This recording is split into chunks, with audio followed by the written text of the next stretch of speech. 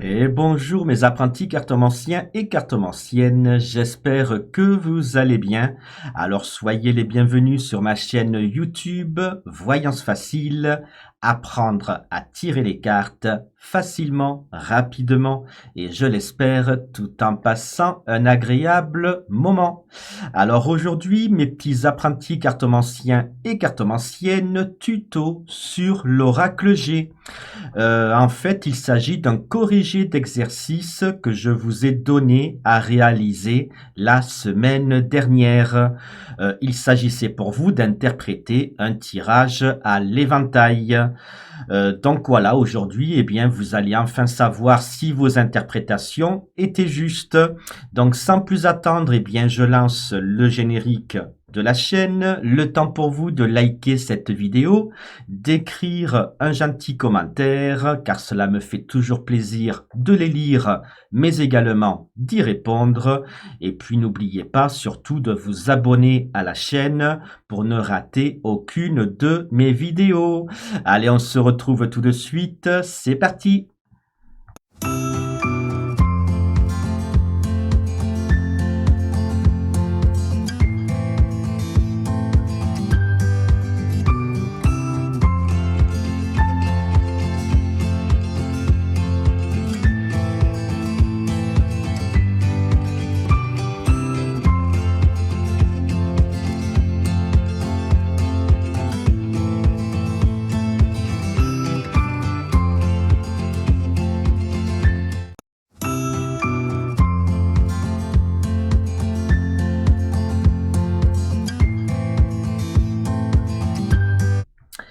Et me revoici, mes apprentis cartomanciens et cartomanciennes, en compagnie du tirage éventail que je vous avais demandé d'interpréter la semaine dernière.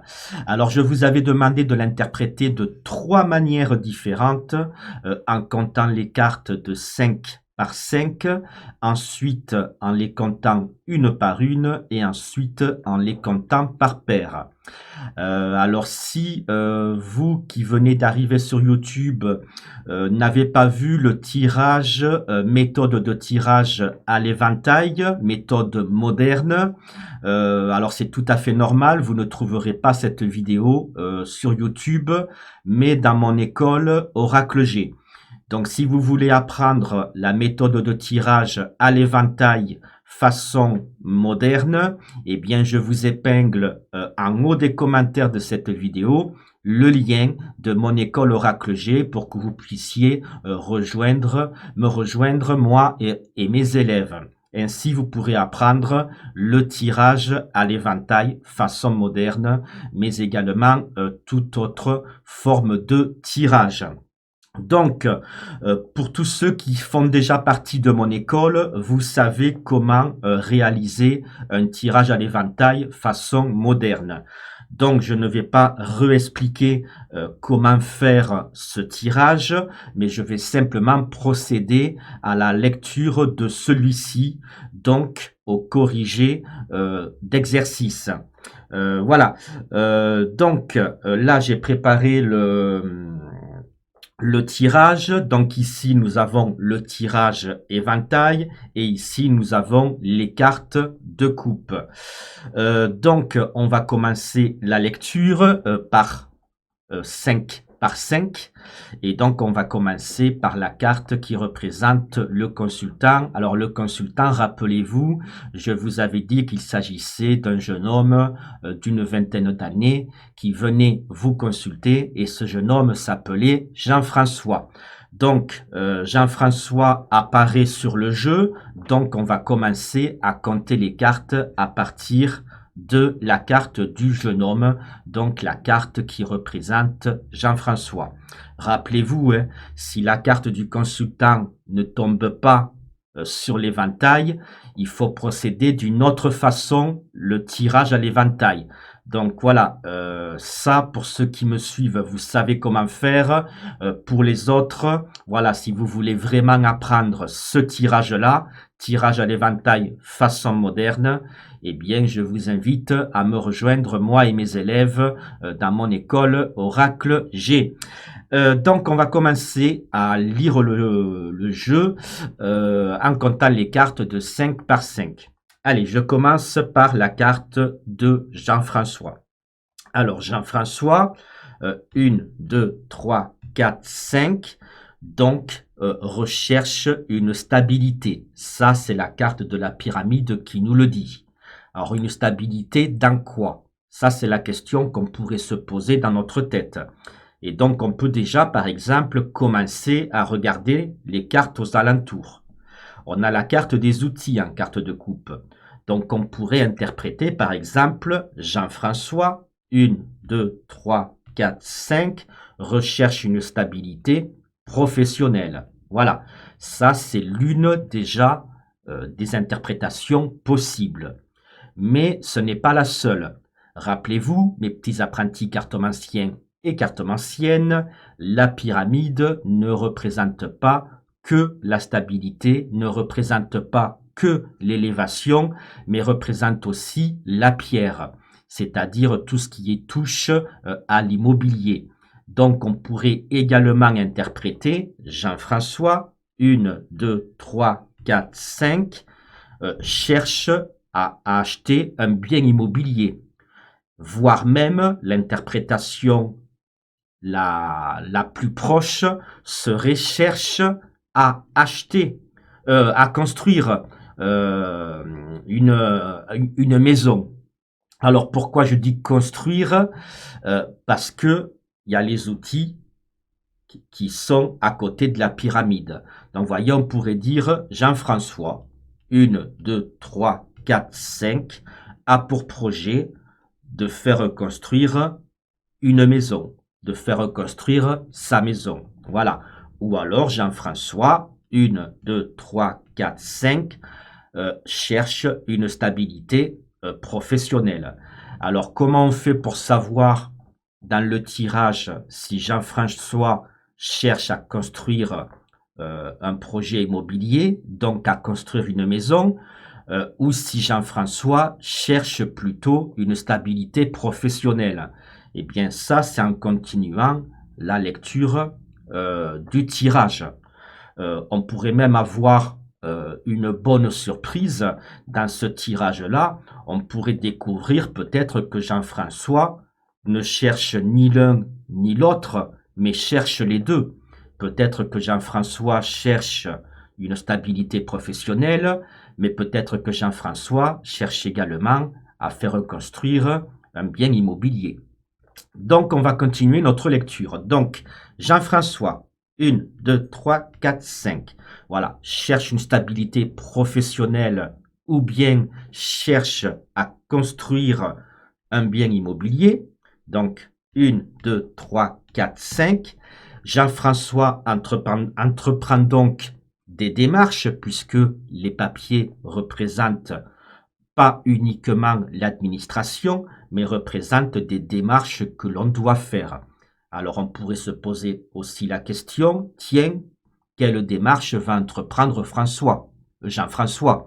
Eh bien, comme on l'a vu tout à l'heure, il peut par exemple entreprendre des démarches pour obtenir une stabilité professionnelle. Ou Jean-François peut faire des démarches pour construire un projet immobilier. Ou alors, Jean-François entreprend des démarches pour faire les deux, pour obtenir une stabilité professionnelle et même pour construire un projet immobilier. Donc, on va continuer notre lecture du tirage à l'éventail. Donc, on s'était arrêté où? On s'était arrêté à la carte les papiers. Donc voilà, on va quand même recommencer. Donc Jean-François, 1, 2, 3, 4, 5. Cherche une stabilité professionnelle ou cherche à construire un projet immobilier. 1, 2, 3, 4, 5. Jean-François entreprend donc des démarches dans ce sens-là 1, 2, 3, 4, 5. Là, c'est la carte des deux mains. La carte des deux mains, ça symbolise un contrat, une association, un accord.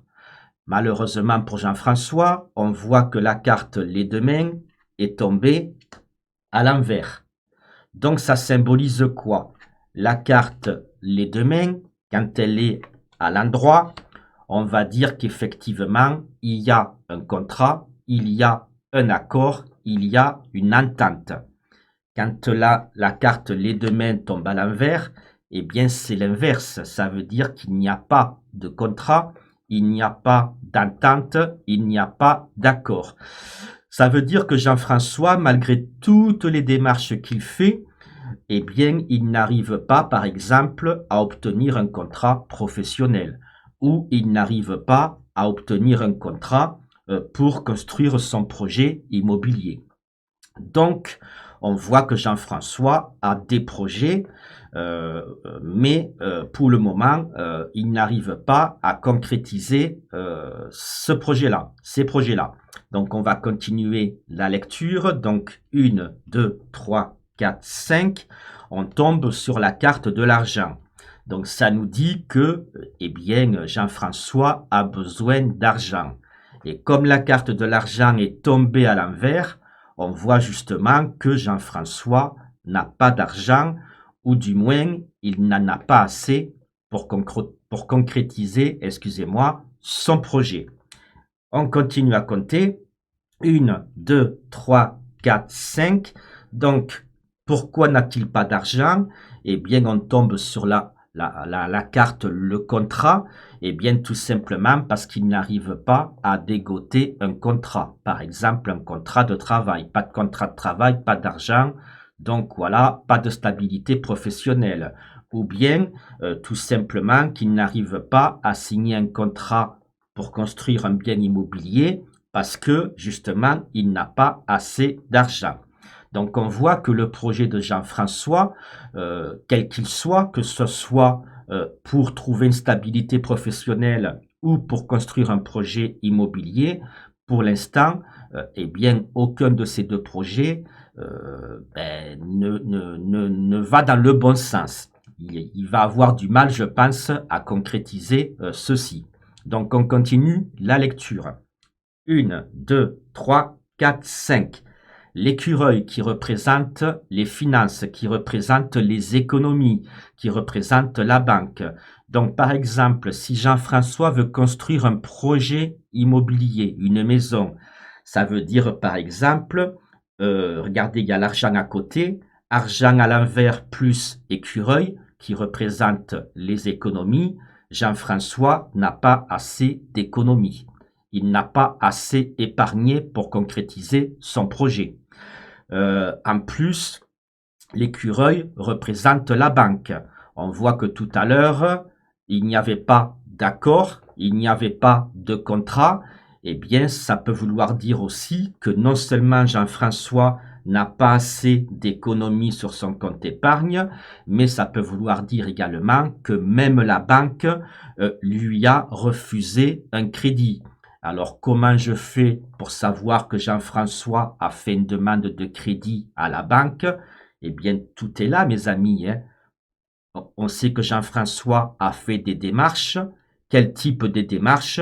Ben, des démarches pour obtenir de l'argent auprès de sa banque. Donc, vous voyez, Jean-François a réellement un projet.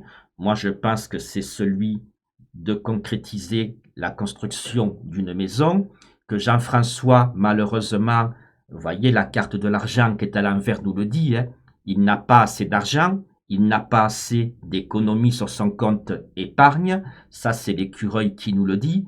Jean-François a donc entrepris des démarches auprès de sa banque pour obtenir de l'argent, mais malheureusement, la banque ne lui a pas accordé un crédit. Donc voilà, on s'est arrêté où? À l'écureuil, c'est ça? Alors attendez, je me rappelle plus. 1, 2, 3, 4, 5. 1, 2, 3, 4, 5. 1, 2, 3, 4, 5.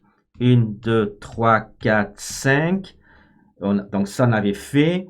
1, 2, 3, 4, 5, ça aussi, le contrat. 1, 2, 3, 4, 5, l'écureuil. Voilà, on l'a fait également. 1, 2, 3, 4, 5. Et là, on est revenu à la carte qui représente le consultant, qui représente Jean-François, jeune homme de 20 ans. Donc, on a fini pour la première lecture. La première lecture qui se fait de 5 en 5 est terminée. Donc, cette lecture, ça nous parle d'un jeune homme qui s'appelle Jean-François, donc qui est en quête de stabilité professionnelle, ou qui veut construire une maison.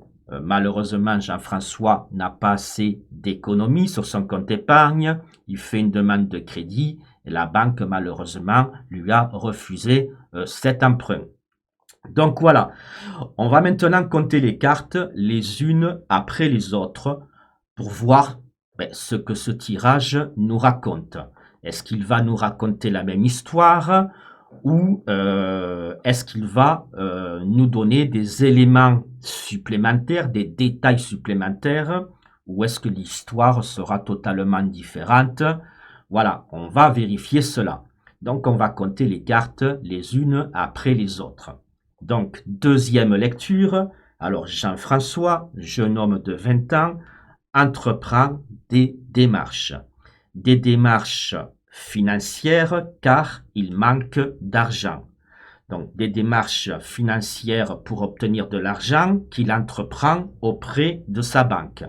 Donc vous voyez, pour le moment, même en lisant les cartes les unes après les autres, pour le moment, on a la même histoire. Donc on continue la lecture. Donc il demande de l'argent auprès de sa banque alors là, on sait que c'est pas pour une stabilité professionnelle, parce qu'on va pas voir sa banque pour dire je veux de l'argent pour une stabilité professionnelle. Donc on sait plutôt que le projet c'est de l'argent pour construire, parce qu'il y a la carte des outils, un bien immobilier pour construire sa maison.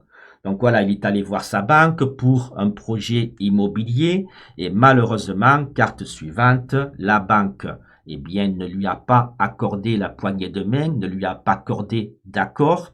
La banque n'a pas accordé un crédit à Jean-François, donc la banque n'a pas fait signer un contrat de crédit à Jean-François. Donc vous voyez, la lecture est exactement la même, que l'on compte les cartes 5 par 5 ou les unes après les autres. Donc ça nous prouve déjà que notre interprétation, enfin du moins la mienne, mon interprétation est bonne. C'est pour ça que c'est bien d'interpréter un tirage à l'éventail ou autre tirage de différentes façons. Parce que si, quand vous lisez le jeu de 5 en 5, ça vous raconte une histoire, et quand vous lisez le jeu, les cartes après les autres, ça vous raconte une autre histoire. Donc, si jamais vous obtenez deux histoires différentes, ça veut dire que votre interprétation n'est pas bonne. En fait, le fait d'interpréter un tirage de plusieurs manières différentes, ça permet de vérifier que l'on obtient la même histoire et donc être sûr et certain que notre interprétation est la bonne. Voilà. Donc, ah oui, j'avais oublié de vous interpréter les cartes de coupe. Les cartes de coupe, bon, il y a la carte les outils qui représentent le travail, mais qui représente aussi le fait de construire quelque chose. Il y a le printemps. Le printemps symbolise la saison à laquelle Jean-François a très bien pu faire les démarches, ou la période à laquelle la banque va lui refuser son emprunt, mais le printemps représente aussi l'incertitude. Alors pourquoi l'incertitude? Eh bien ceux et celles qui suivent mes cours Oracle G dans mon école, vous le savez. Eh bien pour les autres, je vous invite une nouvelle fois à rejoindre mon école Oracle G. Le lien est épinglé en commentaire de cette vidéo.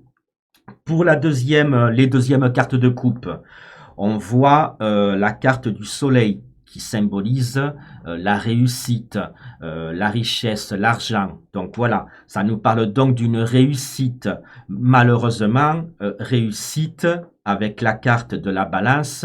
La balance représente le commerce. Ça aurait pu être une réussite commerciale, mais la balance représente aussi l'équilibre.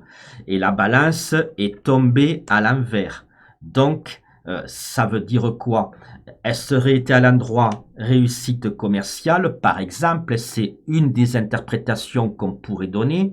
On aurait pu dire aussi réussite pour obtenir un équilibre, mais là, on voit très bien que la balance est à l'envers, donc on ne réussit pas à obtenir un équilibre et on ne réussit pas notre projet commercial ou autre. Voilà. Donc on a lu de 5 en 5, on a lu les cartes les unes après les autres. On va maintenant faire la troisième et dernière lecture, qui consiste à lire les cartes par paire. Alors comment je vais faire? Parce que là, est-ce que j'aurai assez de place sur le tapis? Alors attendez, je vais mettre... De toute façon, les cartes de coupe, on n'en a plus besoin. Je vais faire de la place. Voilà, bon là, vous les voyez plus trop, les cartes de coupe. Bon, on s'en fout un peu parce qu'on n'en a plus, on n'en a plus besoin. Donc, comment fait-on la troisième et dernière lecture? Eh bien, on lit par paire. Donc, on prend toujours les cartes à l'extrémité du jeu et on les réunit. Voilà, ici. Donc, on voit que Jean-François, eh bien là, le tirage nous parle de la banque et d'un projet immobilier, puisque la pyramide nous parle de la pierre. Elle nous parle, oui, de stabilité, d'élévation, mais elle nous parle aussi de pierre. Donc là, ça nous parle d'un projet immobilier, ça nous parle de l'écureuil, eh bien, de la banque. Donc, vous voyez, là, encore une fois, ça correspond à la lecture que l'on a faite, aux lectures que l'on a faites, puisqu'on a déjà lu le jeu 2 fois. Une première fois de 5 en 5 et ensuite de carte à carte. Donc voilà, un projet immobilier et la banque. Donc Jean-François entreprend un projet immobilier, donc il va voir sa banque. Hop, on prend les 2 autres cartes à l'extrémité, on les rajoute.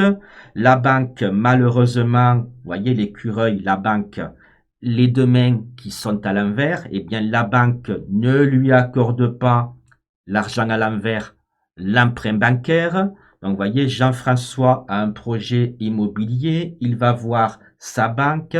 Sa banque lui refuse un emprunt. Donc, Jean-François, eh bien, n'obtient pas un contrat de crédit.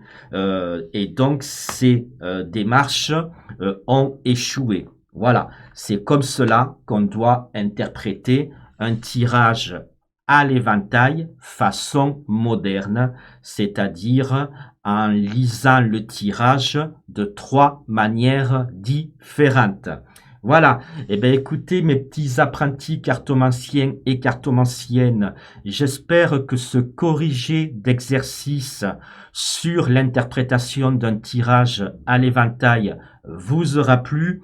N'oubliez pas de liker cette vidéo, de la partager, de vous abonner à ma chaîne et de rejoindre mon école Oracle G. Le lien est épinglé en commentaire. Vous y trouverez à peu près un peu plus ouais, c'est 130 vidéos. Voilà, il y a environ 130 vidéos, 130, 132. Et donc, c'est des vidéos qui durent à peu près entre 45 minutes et 1h30 chacune. Voilà, ça représente, je sais pas, peut-être un peu plus de 70 heures de cours. Donc voilà, le lien est épinglé en commentaire. À ciao et à bientôt pour de prochaines vidéos. Bisous à tous.